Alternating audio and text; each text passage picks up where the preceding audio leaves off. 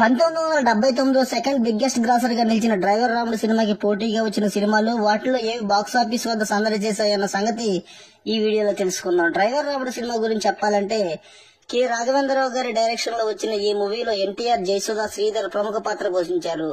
కళ్ళు లేని తన చెల్లెలే ప్రాణంగా బతికే అన్నగా ఎన్టీఆర్, తనని అబద్ధం చేసుకుని శిక్షించే పోలీస్ ఆఫీసర్ గా శ్రీధర్, ఎన్టీఆర్ లో చిలిపితనం, మంచితనం చూసి ప్రేమించే అమ్మాయిగా జయసుధ, ఇలా అతిరథ మహారథులు అందరిచే నిండిన ఈ మూవీ అద్భుతమైన విజయం సాధించింది.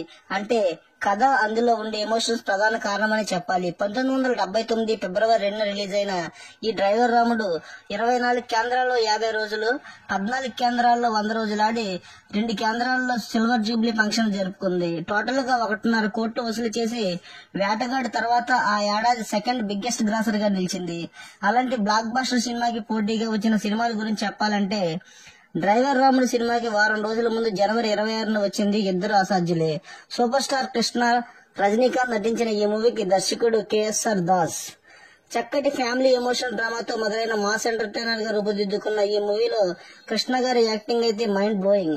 ఇది బాక్సాఫీస్ వద్ద కొంతమేరకు బాగానే ఆకట్టుకున్న యావరేజ్ గా నిలిచింది. సాంగ్స్ విశేషంగా ఆకట్టుకుంటాయి. దీని తర్వాత డ్రైవర్ రాముడికి 2 వారాల తర్వాత ఫిబ్రవరి 16న వచ్చింది రావణుడే రాముడైతే. అక్కినేని నాగేశ్వరరావు నటించిన ఈ మూవీ 2 విభిన్న పాత్రల్లో టైటిల్ కి తగ్గట్టే బాగానే ఉంటుంది. దాసరి నారాయణరావు గారు లో బడ్జెట్ లో డిఫరెంట్ గా కథను అందించాలని చేసిన ప్రయత్నం అయితే ఆశించిన ఫలితం అయితే ఇవ్వలేదు.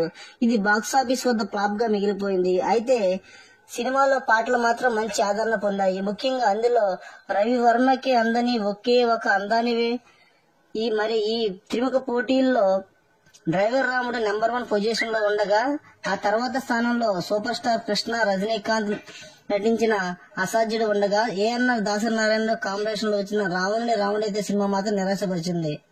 ఓకే ఫ్రెండ్స్, ఈ వీడియో మీకు నచ్చినట్లయితే లైక్ చేయండి, షేర్ చేయండి, సబ్స్క్రైబ్ చేయండి.